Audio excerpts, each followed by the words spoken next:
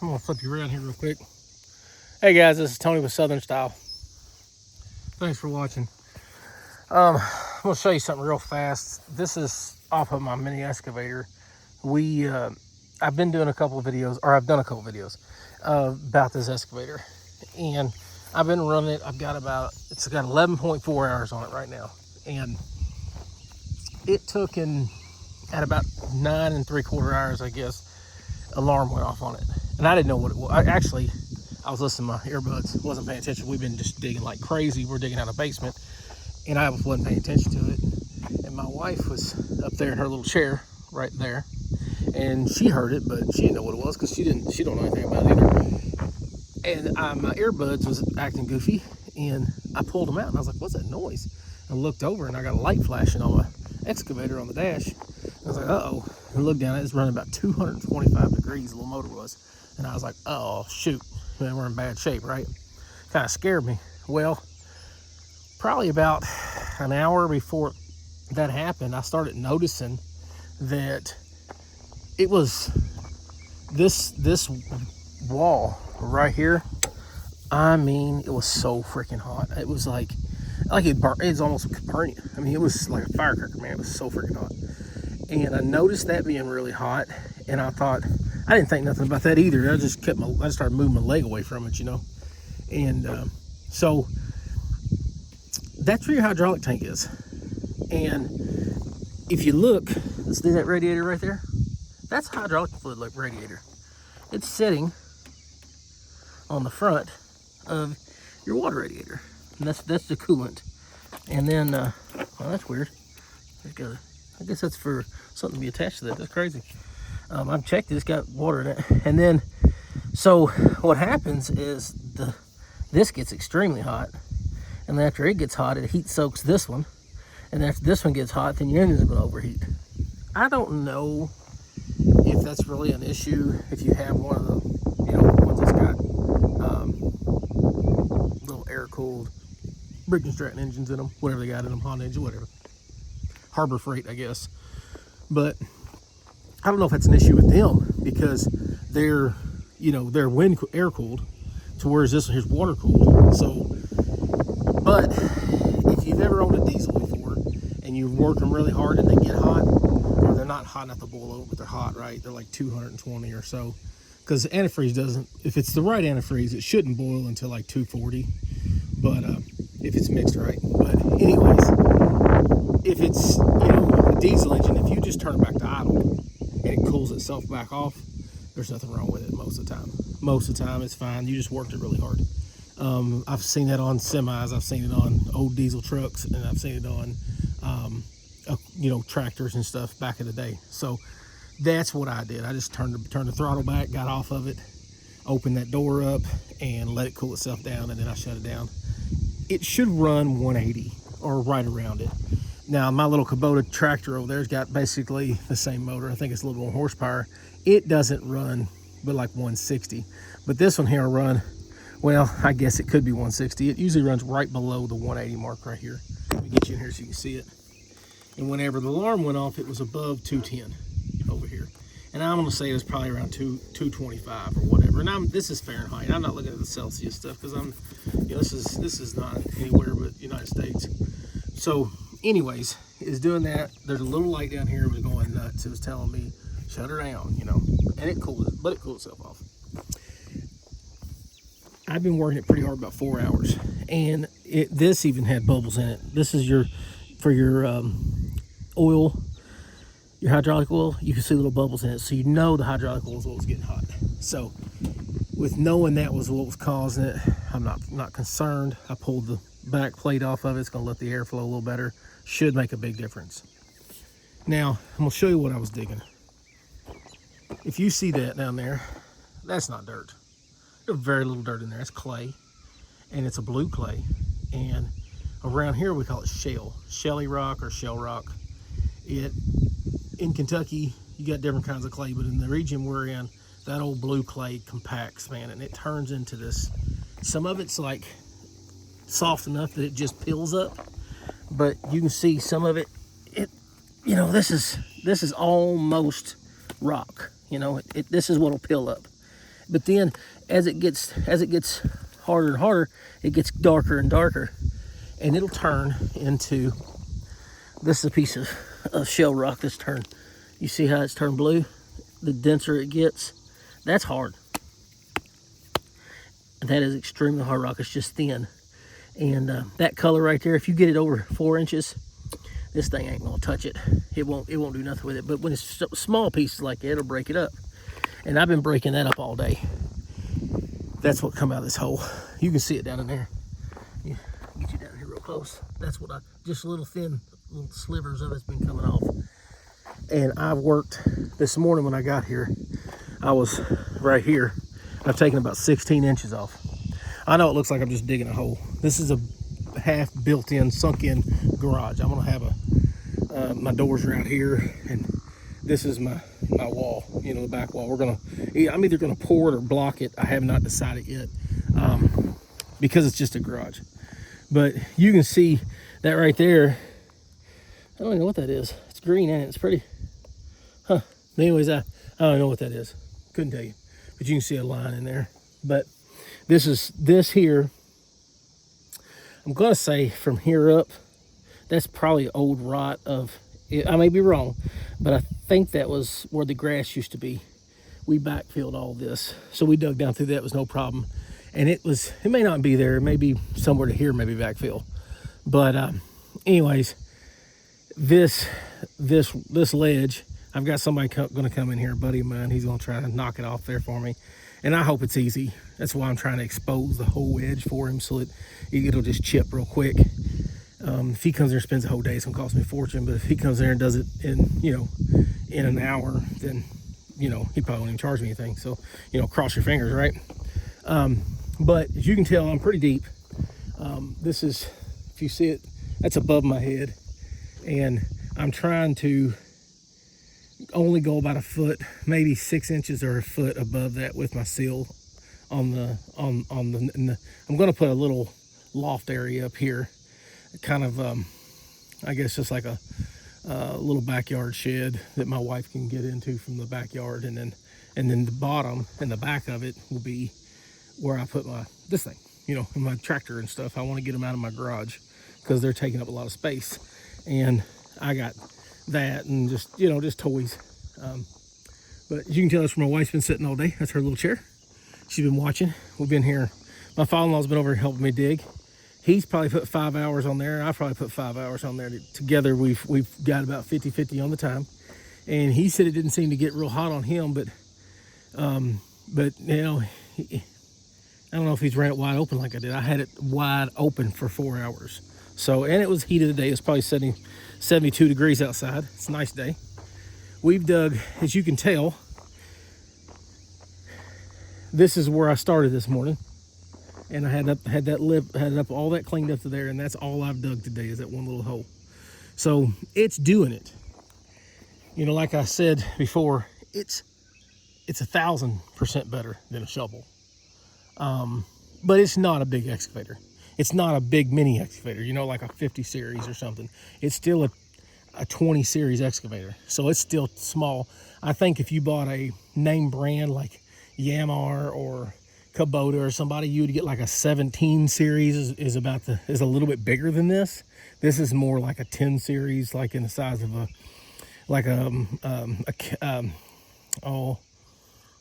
what is this? Like cat. Like Bobcat 10 series is about the size of this. This is a bigger bodied unit, but it's about the size of that little, like a Bobcat 10. As far as the weight and the capacity and how strong it is. It feels a little bit lighter. It doesn't feel as planted as like a Bobcat 10, but apples and oranges, right? Anyways, this is RE20. I don't think I said that a while ago. I've seen some stuff where people's had issues with other things on them, like bending stuff or whatever. My teeth after about 4 hours, you got to tighten the teeth back up on the bucket. You constantly have to pay attention to the thumb. It wants to slowly work its way down. And I think a lot of that is to do with the fact that this thing just jars like crazy, and these just sit and bounce back and forth. you know, as you're doing it. And I think that with them bouncing, and plus my foot sits right in between there, and it's possible that I'm hitting it, you know, with my heel or whatever. Sorry about that. And it causes it to jiggle it and make it start falling down. The main problem I have with it, and it's not really a problem, it's something I've kind of gotten used to. You shouldn't be getting used to anything on a brand new, and it may just be me, and you all can tell me if you have this issue, is I probably said it in the last video, is that this is so touchy on the top, and sometimes I'll just grab it like this, and if I do, I'll just start moving the boom back and forth on accident instead of the body. And that's, you know, and I think it is me, because a lot of times I'll hold it right here like this, and it doesn't take, you just click, click, click, just barely, you know, and I think it's me. Other thing I've noticed is that when I'm digging this hard surface like this, in this rock, I'm putting so much down force, and I'm actually having to twist the bucket back and forth and wiggle it to get it to grab and dig, that I'll lift the blade up, you know, I'll take the boom and push the blade up, the front up, and then I'll start twisting the bottom. And I think that's me. My father-in-law says it does it to him too, but I don't know if it's him. You know, he thinks it's the machine just somehow does it on its own magic. I don't know. And it may. I can't tell you why it's doing that. It just does. Now, I grease this thing like nobody's business. I mean, I've already greased it 3 times. It's got 10 hours on it. I've pumped so much grease in it trying to make sure everything stays greased. Excuse me again. And it's still, you know, I'm assuming that's normal. I've never had another one, but like that's everything's like that, just a little bit, you know. And I've greased it to make sure I don't wear anything. As you can see, the grease coming off of everything, you know. I don't know. We'll see. That's my biggest fear, is all the joints will wear out, and I'll be buying all these pins because they're not heavy enough metal. But we'll see what it does. I still use I haven't put grease fittings in this one here and that one down there, and I've been taking it, unscrewing them and putting that grease gun tip that came with it, and greasing them that way on those, because I just haven't made it back to the parts store. Excuse me, something down here must be getting my allergies. Anyways, things kind of get loose on it. You got to watch it. Mainly the teeth get loose because I beat them so hard. And the only other thing I've had issue with is it overheated, because the hydraulics overheated. And, you know, you don't want to have to buy a Kubota engine for, you know, 10 hours out. So be careful, pay attention to it if you get one. I don't think you would have the same issue with the gas ones, but with this one, yes. And they can't be that hard to fix if you did blow one up, because I've seen videos, guys putting head gaskets on them, you know, in like 15 minutes. So I don't know. Other than that, I haven't had the trouble. I've seen people talk about these damaging them. I don't dig on this side. You know, I try to dig in front of the blade all the time. Yeah, my tracks are stretched a little bit. I'm gonna have to tighten them up. The biggest problem I have with this is that where I'm learning, I tend to pile a bunch of debris up here, and I'll get it on top of this, and I'll always end up with the biggest rock on top of that, and then I got to get off and take the rock off to be able to lift the blade up. But I've just, you know, just wear and tear. It is extremely strong for its size. That's one thing I can say. This thing is, I mean, you can see what I've done. I know that's a lot of time. My wife said, she made fun of me today when I got done. She was like, it's time to quit. You know, this is, you know, the holiday weekend on the holiday. And she's like, I'm done watching you do this. You've been doing it all day.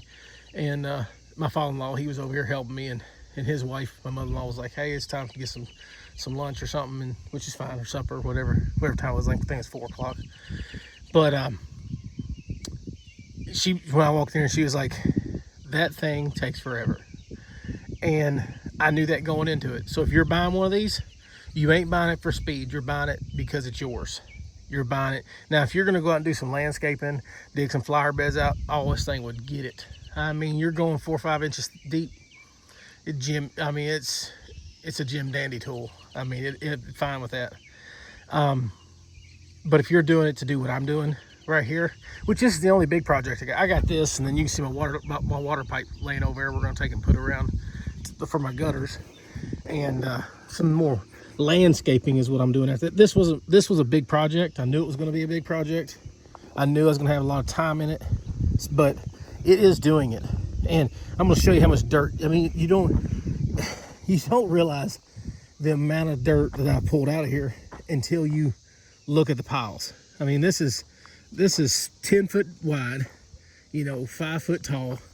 I don't know how many cubic yards of dirt's there, but we have piled and piled here. And then we've went back here and we're starting to put it over this hill. This is I don't know if y'all live in the city, you probably don't know what that is. It's a lagoon. It's very common in the state of Kentucky to have an above ground lagoon, especially whenever your dirt looks like this. Everywhere. This is what my yard looks like. We brought tons of dirt in, and I finally got tired of it, and I said, you know what, whatever can grow on this is gonna grow on. That's what we're gonna call it. But it beats your lawnmower to death. Anyways, we've been pushing it back here, and we're gonna I'm planning on pushing this down and rolling that out longer so that I can drive my zero turn off of it, and then I can mow that hillside, because that hillside is brutal. There's parts of it that's so steep that I weed eat the whole thing. It is extremely steep over there, but there's some of the rocks I've dug out. I mean, it looks like a log down here, but it is a rock. It's a monster. But from here you can really see it. We've dug down quite a bit. Once the friend of mine gets done busting up that shelf there, then I can finish digging it all out.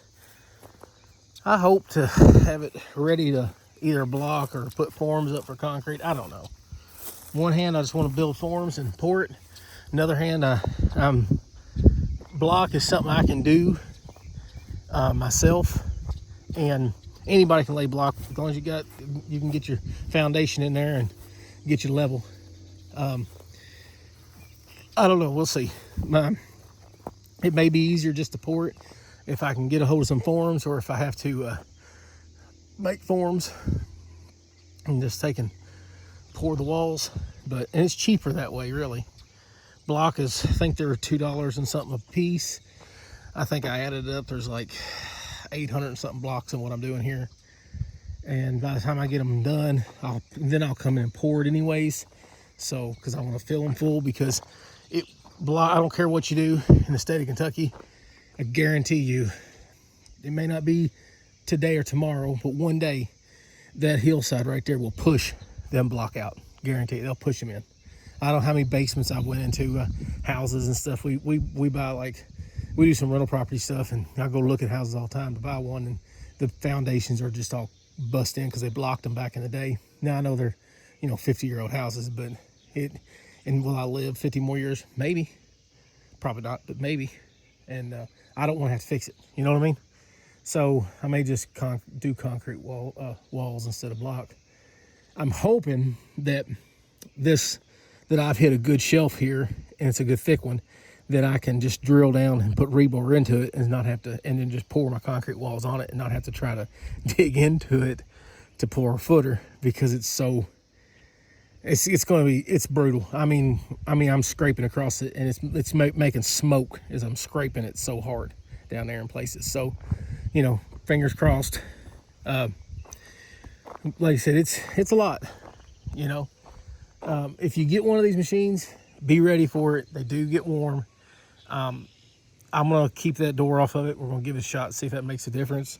And it's not hurt anything, but dude, that thing was so freaking hot earlier. I thought I blew it up. Whenever I got out, looked down at it, and it was 225. I thought, oh, but it wasn't raising; it was lowering as it was idling. So that tells you that it's cooling itself right off. It's not building pressure, but you gotta be careful.